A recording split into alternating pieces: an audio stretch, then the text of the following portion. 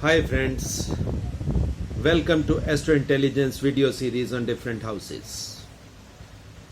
दोस्तों, काफ़ी अच्छे हाउसेस को एनालाइज करने के बाद आज फर्स्ट मेलेफिक हाउस हम एनालाइज करेंगे। और फर्स्ट मेलेफिक हाउस जिसको वैदिक शास्त्रों में पहला बुरा घर माना जाता है, यानी कि सिक्स्थ हाउस या छठा घर। छठे घर का मेंशन आते ही दोस्तों नॉर्मल एस्ट्रोलॉजर्स अजीब सी चेहरे की आकृति बना लेते हैं, यानी उनको लगता है कि सिक्स्थ हाउस अगर सिक्स्थ हाउस में एनर्जीज थोड़ी सी ज्यादा हैं तो ये कहीं ना कहीं बुरी संभावनाएं देने में सक्षम है। सिक्स्थ हाउस से दोस्तों हम जो नॉर्मल बात समझ में आती है या जो चीजें नॉर्मली हमें समझाई जाती हैं वैदिक शास्त्रों में, वो है कि सिक्स्थ हाउस मीन्स रोग, ऋण, शत्रु, मीन्स डिजीजेस, एनिमीज और डेट्स, लोन्स। ये कॉमन तीन चीज बातें सिक्स्थ हाउस के बारे में हमें बताई जाती है। अब दोस्तों यहां पे मैं आपको एक टिप देना चाहता हूं, एक खास चीज आपको समझाना चाहता हूं जो नॉर्मली आप मिस करते हो। वो क्या है? अब यहां पे बात हुई शत्रु हाउस, ये एनिमी हाउस है। अब दोस्तों एनिमी हाउस तो ऑल ऑपोजिट हाउसेस, यानी कि किसी घर का भी सातवां घर उसका ऑपोजिट हाउस होता है। फर्स्ट हाउस का ऑपोजिट हाउस सातवां, सेकंड का आठवां, तीसरे का नौवां, चौथे का 10वां, लाइक दिस। ये ऑपोजिट हाउसेस हैं और seventh is a natural opposite house. अब ऑपोजिट हाउस है तो इससे हम क्या लेंगे? ये एनिमी हाउस ही है दोस्तों। तो अगर सेवंथ हाउस भी एनिमी हाउस है, सिक्स्थ हाउस भी एनिमी हाउस है, फिर दोनों में फर्क क्या हुआ? ये ही टिप आज मैं आपको समझाना चाहता हूं। ये आप समझ ले, नोट कर ले। वो टिप है दोस्तों, सेवंथ हाउस है, एनिमी हाउस है, हाउस ऑफ ऑपोजिशन है, मगर उसमें एनिमीज आर नोन। आप उस एनिमी को जानते हो, और वो एनिमी कौन सा होता है? वो स्पाउस, यानी कि आपकी पत्नी होती है। और सेवंथ हाउस जो ऑपोजिशन है वो पत्नी के साथ है। हमें पता है कि वहां से ऑपोजिशन कितनी आ सकती है और उस ऑपोजिशन को कैसे कंट्रोल किया जा सकता है, क्योंकि हम उस एनिमी को जानते हैं, उसकी स्ट्रेंथ को भी जानते हैं। मगर सिक्स्थ हाउस में जो एनिमी है वो अननोन एनिमी है, छुपे हुए एनिमीज हैं, मिस्टीरियस एनिमीज हैं। तो इसलिए sixth house to some extent ये मुश्किल वाला घर है, ट्रबल्स वाला घर है, ऑब्स्टेकल्स वाला घर है। आप इसको ऐसे समझिए, या दूसरी भाषा में, आसान भाषा में, यानी जो मेरा फोर्टे है दोस्तों, मेरा फोर्टे किस चीज में है? वो है स्पिरिचुअल एस्ट्रोलॉजी में, एनर्जीज को समझने में। अब आप दोस्तों यहां पे इस चीज को समझिए कि यहां पे सिक्स्थ हाउस में स्पिरिचुअलिटी कैसे आ सकती है। दोस्तों हर वीडियो में कहीं ना कहीं मैं आपको यह समझाता हूं कि एस्ट्रोलॉजी का मोटिव, किसी भी आत्मा का जन्म लेके मृत्यु तक उसका जो मोटिव है, वो मोटिव क्या है? मोटिव यही है दोस्तों कि जीवन में एजुकेशन लेकर, एक्सपीरियंसेस लेकर, अपने आप को डेवलप कर कर हमने पहुंचना कहां है, या हमारा एंड पॉइंट कौन सा है? दोस्तों हमारा एंड पॉइंट परमात्मा का घर ही है।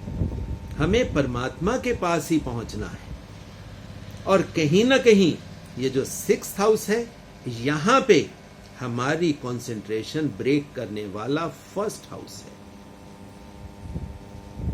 अब एक और तरीके से मैं आपको समझा सकता हूं।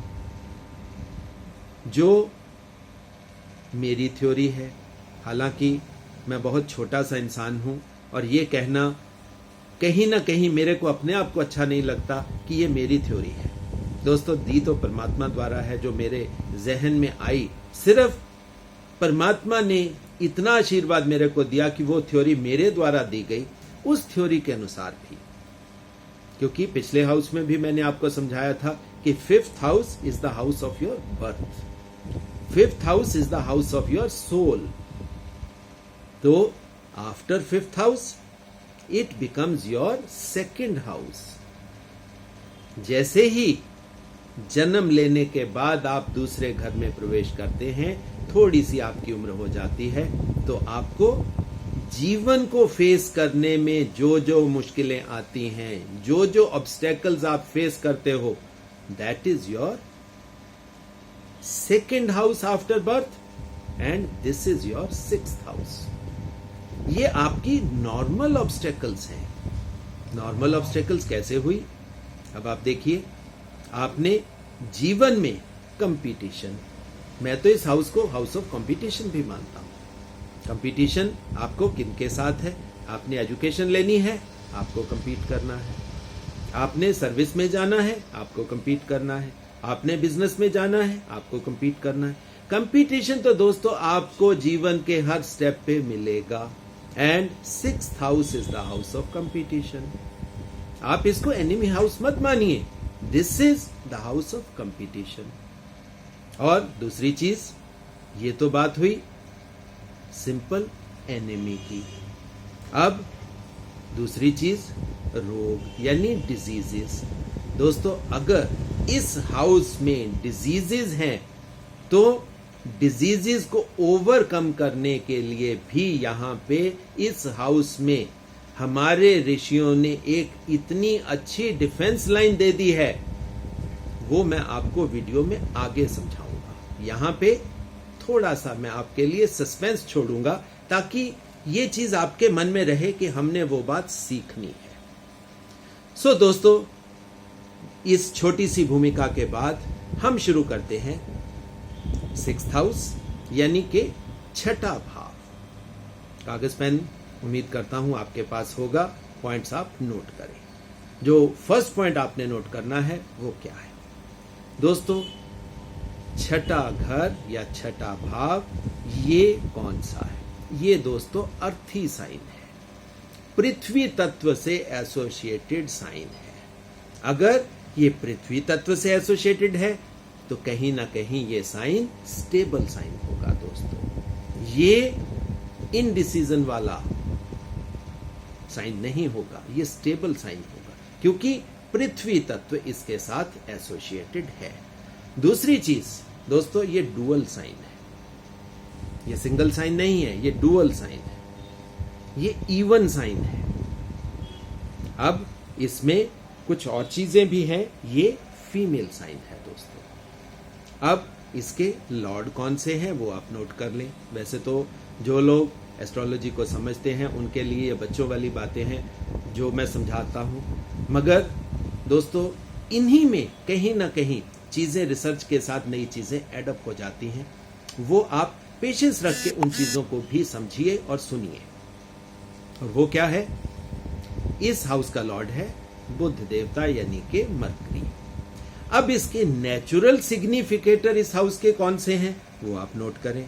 दोस्तों, इस 6th हाउस के नेचुरल सिग्निफिकेटर 2 हैं। One is Mars and second is Saturn, Mangal देवता और शनि देवता। अब दोस्तों यहां पे थोड़ा सा सस्पेंस में आपका जो मैंने पीछे डाला था वो मैं क्लियर कर देता हूं। दोस्तों, इस हाउस के नेचुरल सिग्निफिकेटर, नेचुरल कारक मंगल देवता हैं। अब मंगल देवता हैं तो मंगल देवता का काम क्या है? मंगल और मार्स इज द कमांडर, सेनापति। उनका काम है लड़ाई करना, मगर एक्चुअल में लड़ाई कोई भी सेना नायक नहीं करता, कोई सेनापति नहीं करता।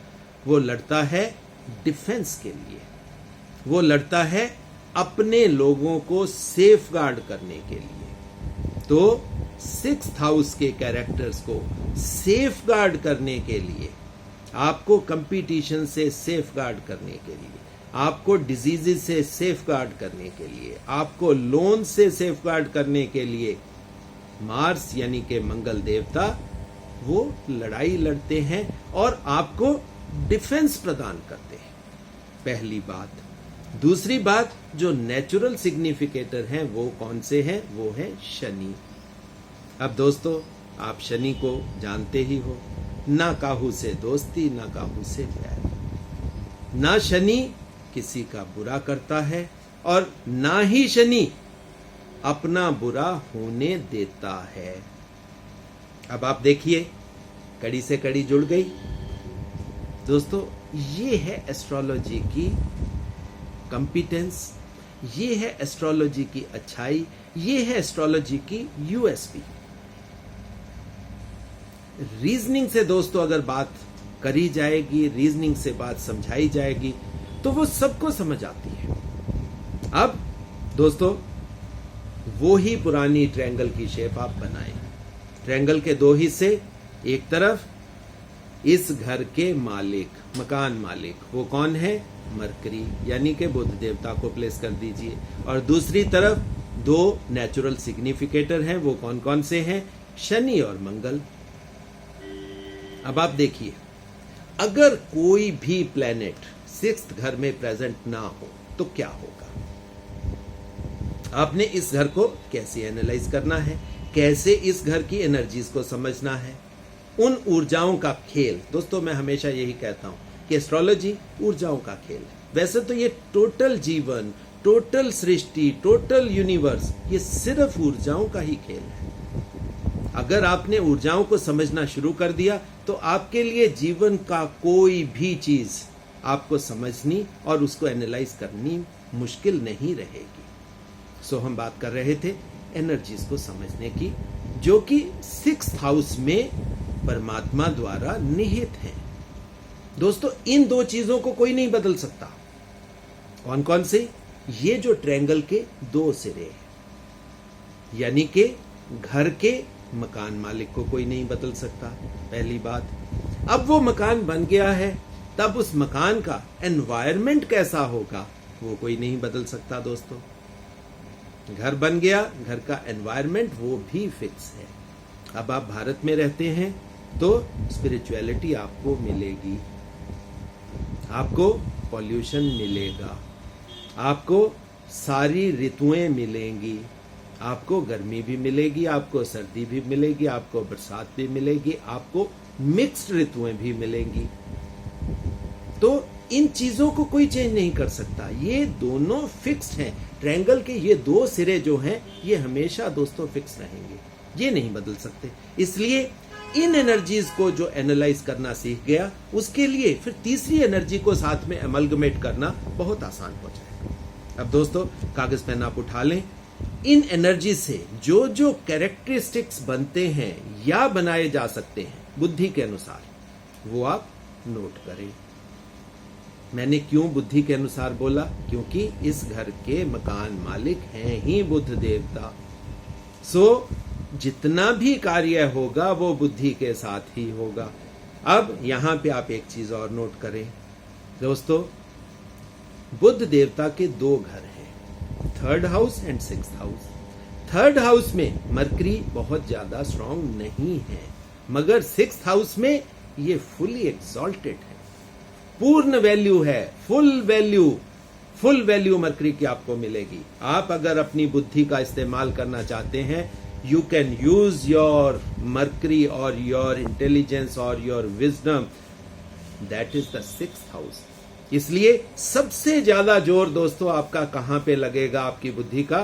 इस घर के सिग्निफिकेटर्स में ही लगेगा। और वो कौन कौन से हैं? रोग, ऋण, शत्रु। ये तो मैंने आपको 3 सिर्फ चीजें बताई, ठीक है? बाकी चीजें कागज पेन आप लें, नोट करें। मगर उससे करने से पहले थोड़ी सी और चीजें आप वो नोट कर लें, क्योंकि वो भी आपको एनालाइज करने में काम आएगी। सबसे पहले दोस्तों बात करते हैं छठे हाउस के मेलेफिक प्लैनेट्स कौन कौन से। दोस्तों, मेलेफिक प्लैनेट इसमें 3 बनेंगे। मंगल इस 6th घर में मैलेफिक प्लैनेट बनेगा।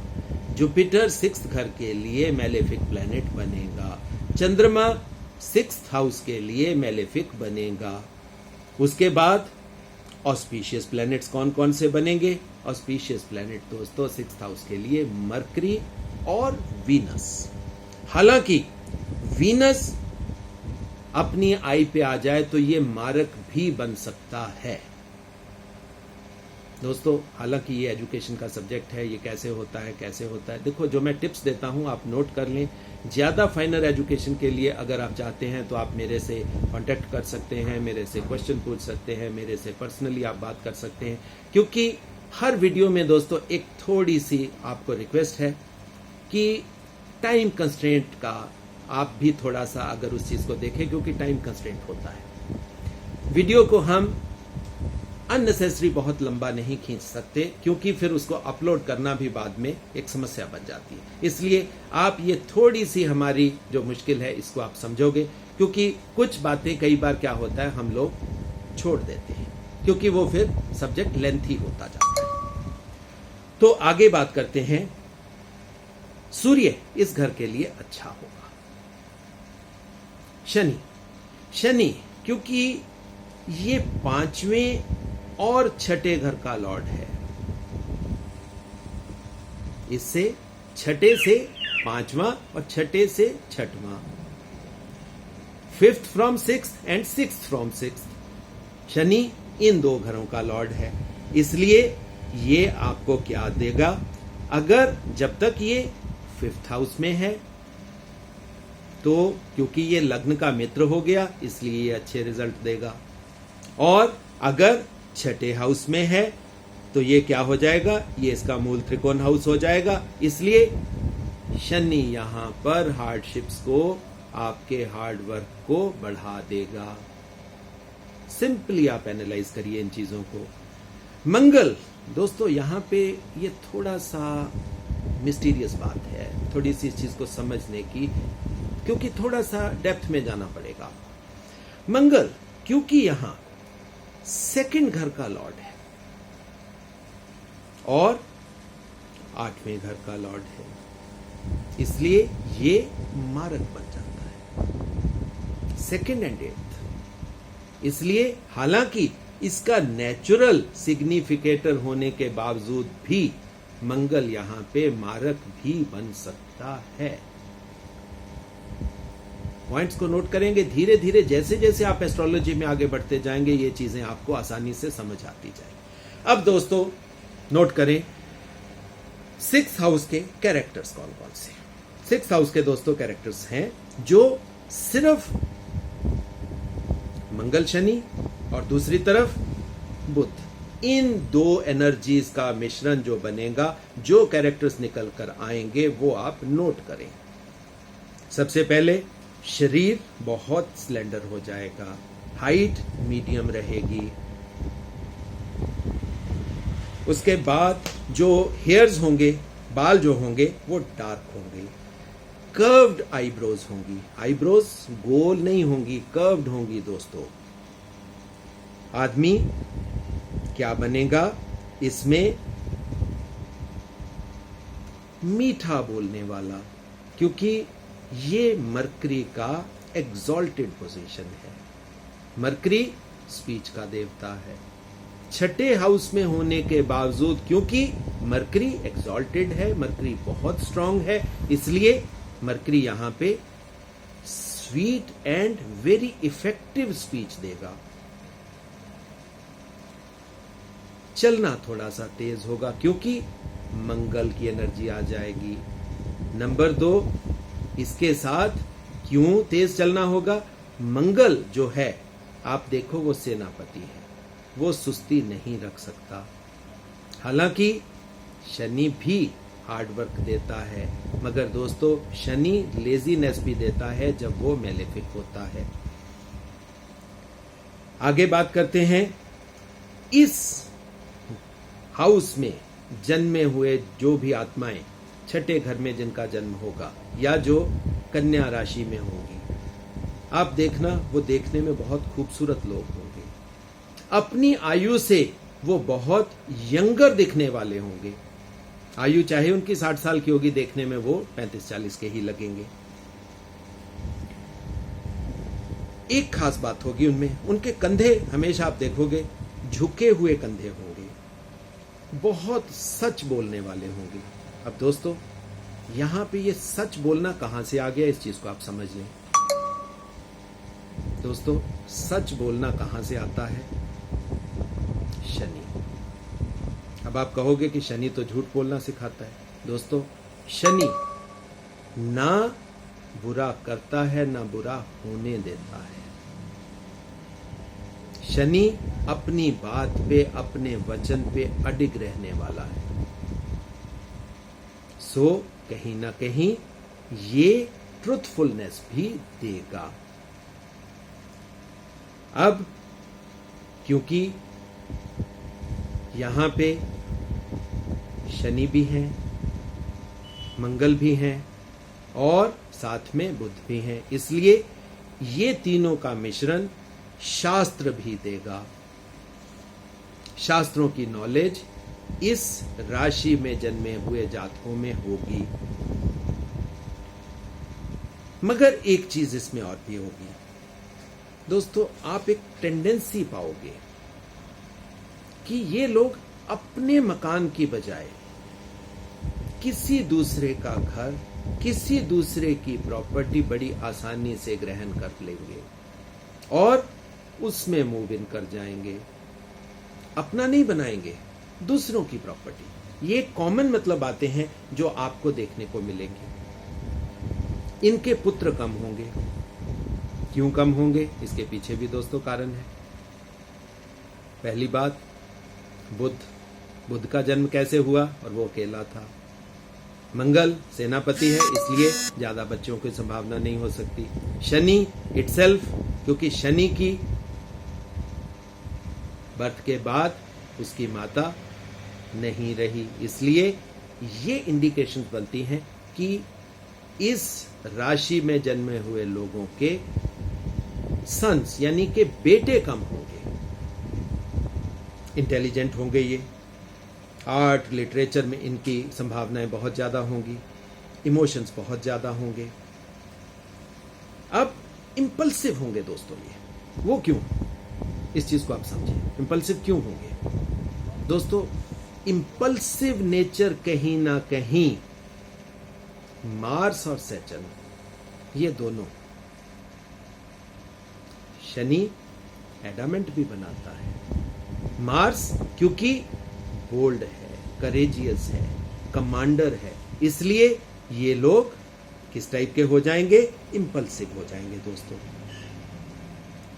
They can be very good authors, क्योंकि शास्त्रों का इंप्रेशन इनके ऊपर काफी होगा। स्पीच इनकी वैसे ही बहुत अच्छी होगी, क्योंकि बुध यहां पे एग्जॉल्टेड है।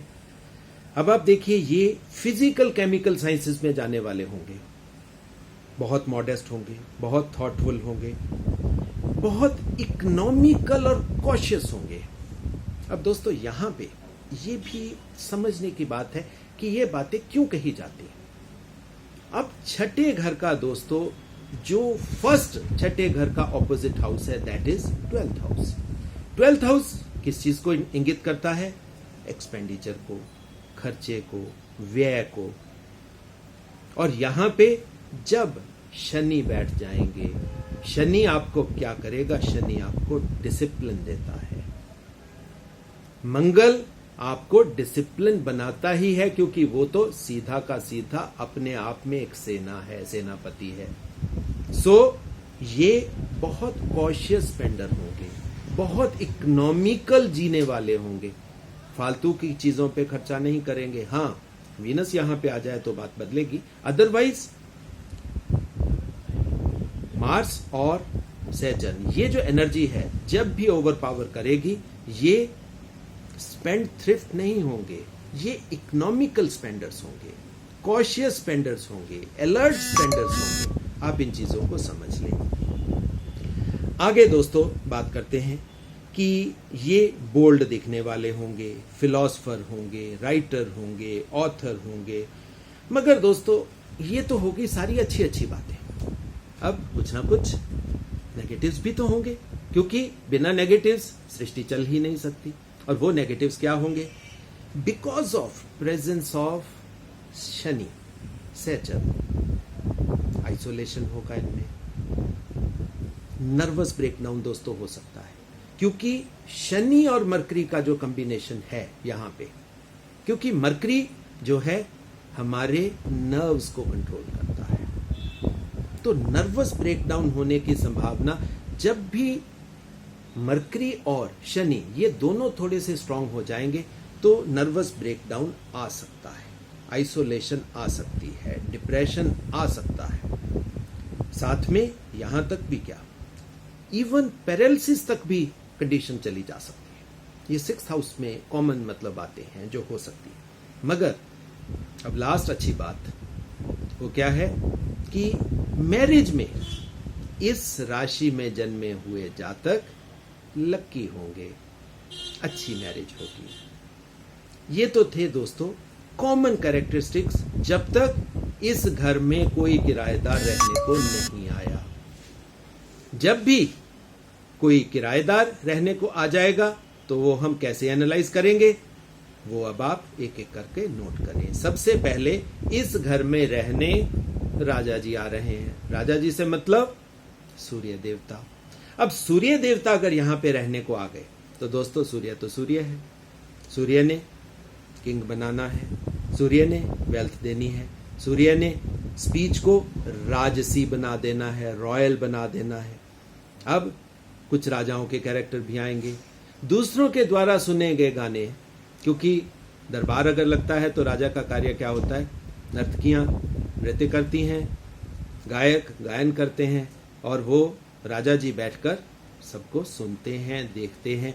ये कैरेक्टर्स भी अगर सन यहाँ पे प्रेजेंट होगा आपको देखने को मिलेंगे। मैथमेटिशियन बना देगा, राइटर बना देगा, मेमोरी बहुत शार्प हो जाएगी अगर सन यहाँ पे प्रेजेंट है। इफेक्टिव स्पीकर होगा, आर्टिस्ट बना देगा, पोएट बना देगा, लिंग्विस्ट बना देगा।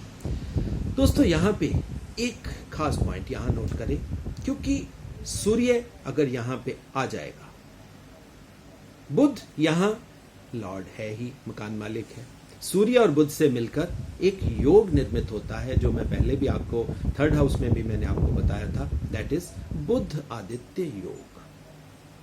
बुध मरकरी आदित्य सूर्य, सूर्य और मरकरी से मिलकर बुध आदित्य योग। अब ये जो बुध आदित्य योग बनता है दोस्तों 3rd हाउस में, ये उतना इफेक्टिव नहीं होता। क्यों नहीं इफेक्टिव होता ये भी मैं आपको बता देता हूं, क्योंकि वहां पे मरकरी ज्यादा अच्छी पोजीशन में नहीं होता। 6th हाउस में मरकरी एग्जॉल्टेड है, अपनी पूर्ण बलशाली है, तो यहां पे बुध आदित्य योग से जन्मे गए कैरेक्टर्स या जो राजयोग बनता है वो फलित होने के ज्यादा चांसेस हैं। मगर दोस्तों यहां पे एक इसके साथ एक क्वेश्चन मार्क भी लगता है। बहुत बार आप देखोगे 6th हाउस में बुध आदित्य योग बन रहा है मगर हो कुछ नहीं रहा। उसके पीछे दोस्तों कारण मैं आपको समझा देता हूं। यहां पे सूर्य दोस्तों 6th हाउस में ज्यादा बलवान नहीं होता। क्यों नहीं होता? क्योंकि 7th हाउस यानी इससे अगले घर में जाकर उसको डेबिलिटेटेड होना है। तो सूर्य 6th हाउस में it is nearing debilitation, debilitation के बहुत नजदीक होता है, इसलिए सूर्य यहां पे ज्यादा स्ट्रांग नहीं होता। इसलिए कई बार बुध आदित्य योग फलित होने के चांसेस नहीं होते। आगे दोस्तों बात करते हैं चंद्रमा की। चंद्रमा यानी कि सुंदर से चंद्र देवता अब इस घर में किराएदार के तौर पर रहने आ गए। तो क्या होगा दोस्तों? चंद्रमा खूबसूरती का प्रतीक है, जातक बहुत खूबसूरत हो जाएगा। चंद्रमा औरतों का बहुत संसर्ग करता है, तो फीमेल्स के साथ, लेडीज के साथ रिलेशंस बढ़ जाएंगे। आगे क्या होगा? अब सूर्य चंद्रमा आत्म विवेचन बहुत करने वाला प्लेनेट है, क्योंकि मन का कारक है, इमोशंस का कारक है। सो इंट्रोस्पेक्शन बढ़ जाएगी दोस्तों। अब आप देखिए, किराएदार आकर मकान मालिक और बाकी सारी एनर्जीज लेकर क्या निकला, इंट्रोस्पेक्शन बढ़ गई। अब इंट्रोस्पेक्शन बढ़ जाएगी तो उससे कुछ और चीजें भी जन्म लेंगी। क्या होगा, आदमी बहुत अच्छा एस्ट्रोलॉजर बन जाएगा, आर्ट म्यूजिक में उसकी संभावनाएं बहुत बढ़ जाएंगी। मगर दोस्तों यहां पे आप इस चीज का भी ध्यान रखें, मून यानी चंद्रमा 6th हाउस में वो भी नियरिंग डेबिलिटेशन है, मगर मरकरी यहां पे स्ट्रांग है। सो जब भी आपने एनर्जीज को मिलाना है, एनर्जीज का समन्वय बनाना है, तो आप हर चीज, हर पॉइंट का ध्यान रखें। ये मेरी आपसे निवेदन भी है और मेरी आपको वार्निंग भी है। कभी भी अकेले हाउस, अकेली एनर्जी, अकेले प्लेनेट को एनालाइज करके प्रेडिक्शन करने की गलती कभी मत करना। आगे दोस्तों बात करते हैं, अगर दूसरे नेचुरल कारक यानी कि मंगल देवता अब यहां पे किराए के तौर पर रहने आ गए तो क्या होगा। मंगल देवता दोस्तों, क्योंकि मैंने आपको पहले भी बताया था, यहां अच्छा रिजल्ट नहीं देते। जातक कभी भी वेल्दी नहीं होगा, उसके पास पैसा टिकेगा नहीं। अब इसके पीछे कारण है दोस्तों, क्योंकि इसका opposite house is the house of expenditure. अगर मार्स यहां पे स्ट्रांग हो गया, क्योंकि मार्स रहने आ गया, तो मार्शियन क्वालिटीज तो होंगी। बहुत बोल्डली वो खर्चा करेगा, मुफ्त की बातों के ऊपर खर्चा करेगा। अगर कोई भी इंसान फालतू की चीजों के ऊपर दोस्तों खर्चा करेगा तो रिजल्ट क्या होगा, वो वेल्दी कभी नहीं रह सकता, वो रिच कभी नहीं रह सकता। कहा जाता है जितना मर्जी पैसा हो, अगर एक बच्चा घर में खराब आ गया तो कुएं भी खाली हो जाते हैं। तो दोस्तों अगर यहाँ पे मंगल देवता रहने आ जाएं, ये घर जितना मर्जी वेल्थ से भरा हो, सब खत्म हो जाएगा, खर्च हो जाएगा, एक्सपेंड हो जाएगा। अब आगे देखें, कॉन्फिडेंस बढ़ जाएगा, क्योंकि मार्स ने अब एक नहीं 2 मार्स हो गए, मार्स रहने को भी आ गया, मार्शियन एनर्जीज भी इस हाउस में है, तो कॉन्फिडेंस लेवल बढ़ जाएगा दोस्तों।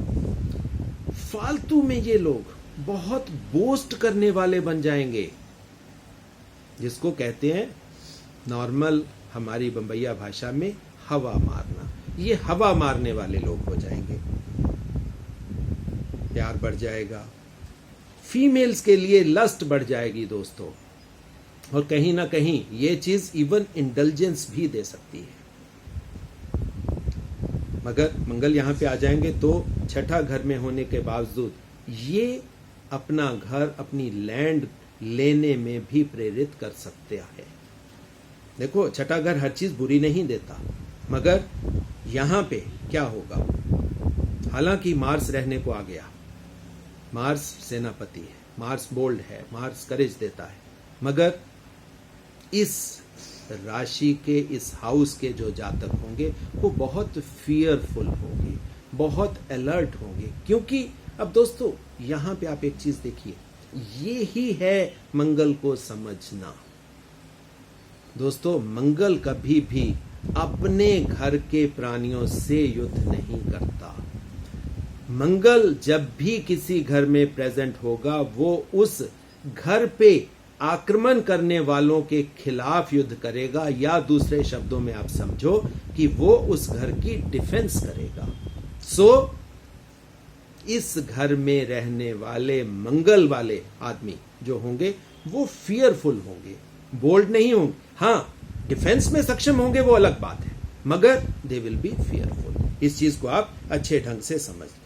अब मंगल है, खूबसूरत तो वो होंगे, मगर इरिटेबल भी होंगे। बहुत उनकी नेचर जो होगी बहुत रिफाइंड पर्सनैलिटी बन जाएगी।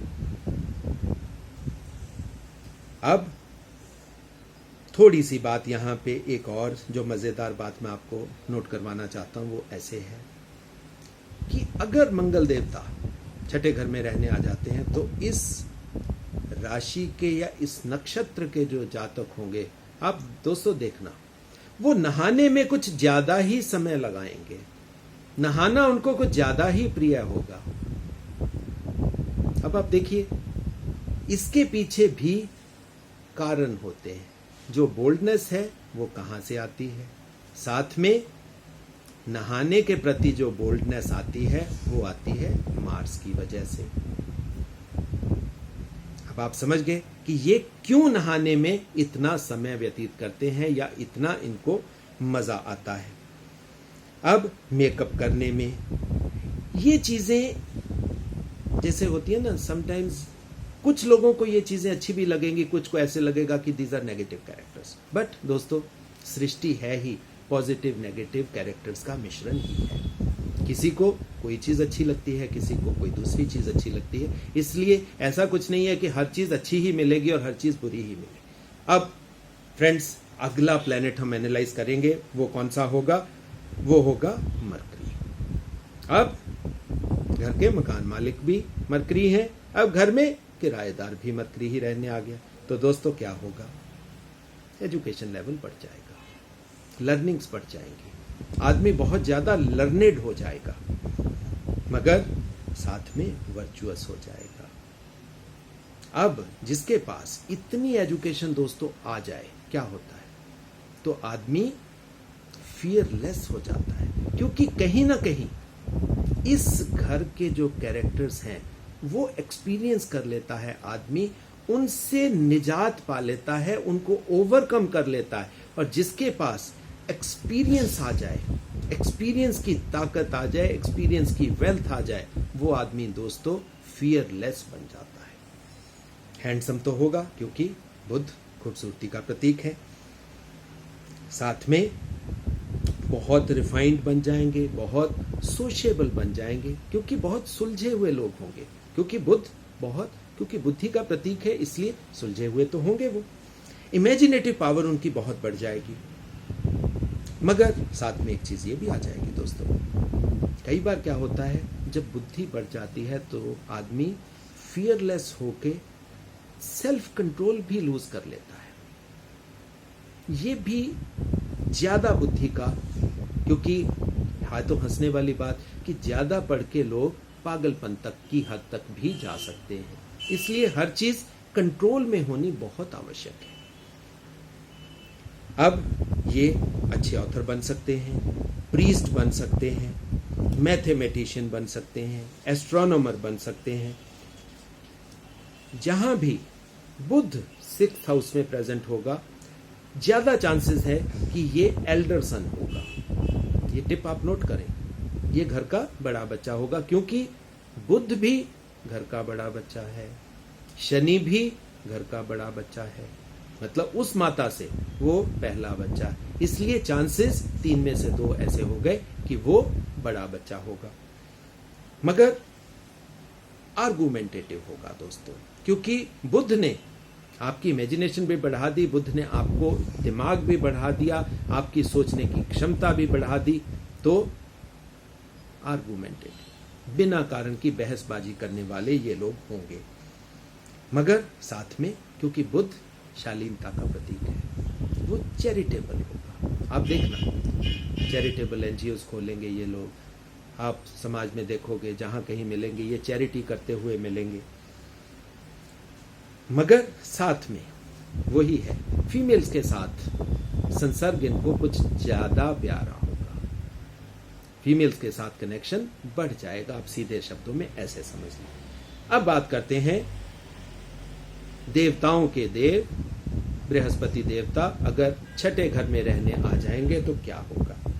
दोस्तों, बुध और जुपिटर का मिश्रण आदमी को फुल ऑफ विजडम बना देगा, बहुत ज्यादा लर्नेड बना देगा, एम्बिशियस बना देगा, सेल्फिश बना देगा, मगर साथ में फॉर्चुनेट भी बना देगा, क्योंकि जुपिटर तो जहां भी जाएंगे उन्होंने उस हाउस के अच्छे कैरेक्टर्स को एक्सपेंड करना ही है। ये क्योंकि उसका नेचुरल, वो लवेबल बना देगा, खूबसूरत वाइफ होगी इनकी, स्कॉलर बना देगा, इनको फूलों से, खुशबुओं से, अच्छे कपड़ों से बहुत प्यार होगा अगर जुपिटर यहां पे रहने में आ जाएंगे।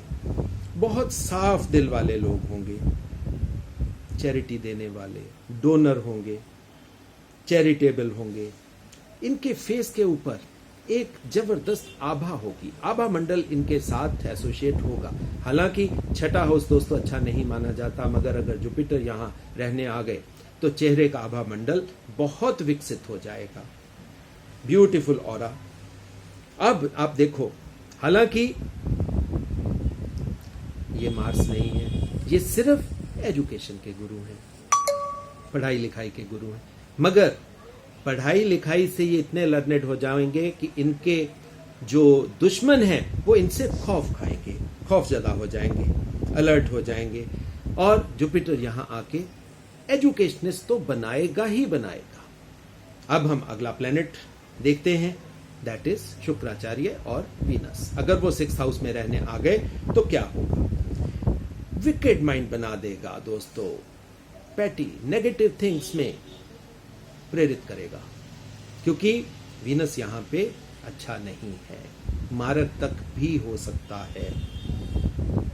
अब आप आगे देखें, अनहैप्पी बना देगा, इलिसिट रिलेशंस, जिनको हम illegal relations with females. Venus है, पैसा तो मिलेगा, वेल्थ मिलेगी, प्रॉस्पेरिटी मिलेगी, मगर यहां पे दोस्तों टिप मैं आपको देता हूं, जब तक वीनस की महादशा होगी ये चीजें आपको मिलेंगी। The moment mahadasha is over, you will be left penniless. क्यों? वो भी मैं समझा देता हूं दोस्तों, क्योंकि इसकी natural 7th opposite house is house of expenditure. पैसा होगा, पैसे के साथ लग्जरी की सारी चीजें वीनस आपको दे देगा, मगर जब दशा खाली होगी तो जेब ठन ठन गोपाल ही होगी। कम बोलने वाले होंगे ये लोग। लक्ष्मी की तो इनके ऊपर आशीर्वाद होगा, और वीनस है तो ज्यादा चांसेस है कि पुत्रियां या लड़कियां इनके ज्यादा हो। अब दोस्तों आखिरी प्लेनेट शनि देवता सैचन, अगर यहां पे किराएदार के तौर पर रहने आ जाए तो क्या होगा दोस्तों? सैचन की डबल एनर्जी हो जाएगी, एक नेचुरल कारक, एक किराएदार। होगा क्या? एक तो कॉम्प्लेक्शन डार्क हो जाएगी, इनको मैलिशियस बना देंगे, इनको पुअर बना देंगे, लड़ाई झगड़े में हमेशा ये लोग प्रेरित रहेंगे, बहुत गलतियां करने वाले, जीवन में हर स्टेप पे आप पाओगे ये गलती करने वाले होंगे, बहुत नैरो माइंडेड होंगे, बहुत रूड होंगे, बहुत क्रूअल होंगे, बहुत कंजर्वेटिव होंगे, हेल्थ इनकी बहुत कमजोर होगी, लोगों में मिक्सअप होना इनके लिए बहुत आसान होगा, मगर जीवन में इनको सफलता कभी नहीं मिलेगी। दोस्तों इस चीज को आप नोट कर लें, अगर शनि देवता 6th हाउस में रहने को आ गए। इनकी इंडल्जेंस प्रोस्टिट्यूशन में होगी, अपने खाने के लिए, फूड के लिए भी ये दूसरों पर निर्भर रहने वाले होंगे, बहुत इनके कम दोस्त होंगे, क्योंकि शनि आइसोलेशन देता है, शनि एकांत प्रिय है, शनि एकाकीपन को पसंद करता है, इसलिए ये भी वैसे ही होंगे, बहुत ज्यादा इनके फ्रेंड्स नहीं होंगे, अकेला रहना पसंद करेंगे, ज्यादा हाउस में यानी कि घर में रहना ज्यादा पसंद करेंगे। डिप्रेशन की बाउट्स दोस्तों इनको रेगुलर बेसिस पे आने की संभावना है, बच्चे इनके होंगे, पैसा इनके पास होगा मगर वो अपना नहीं होगा, किसी का होगा। और एक खास पॉइंट दोस्तों, छठे हाउस में अगर शनि रहने आ गए तो आप ये एक चीज देखना, वर्जन्स यानी कि कुंवारी कन्याओं को स्पॉइल करने का इनका रिकॉर्ड बनेगा, ये इंडल्जेंस होगी दोस्तों इनमें। दोस्तों ये जो खास खास पॉइंट्स टिप्स मैं आपको देता हूं, इनको आप नोट कर लें, एक एक हॉरोस्कोप में आप एक एक पॉइंट को आप टेस्ट करें।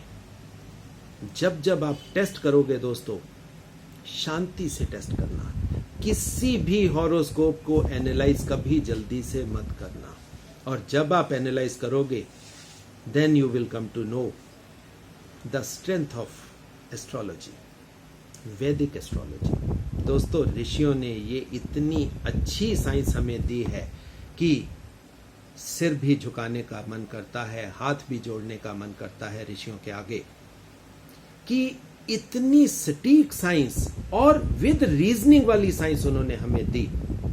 हम लोग गलती कर सकते हैं एनालाइज करने में, मगर दोस्तों एस्ट्रोलॉजी कभी गलत नहीं है। एस्ट्रोलॉजी हमेशा ऑथेंटिक है, एस्ट्रोलॉजी हमेशा सच है। और एस्ट्रोलॉजी तो दोस्तों हमारे से पहले भी थी, हमारे टाइम में भी, हम भी चले जाएंगे, हमारे बाद भी एस्ट्रोलॉजी जीवित रहेगी। ये एस्ट्रोलॉजी की पावर है और इसी पावर के लिए ऋषियों को नमन करते हुए मैं अपनी वाणी को विराम देता हूं और आपसे कुछ अच्छे कमेंट्स की आशा करता हुआ इस वीडियो को यहीं समाप्त करता हूं। धन्यवाद।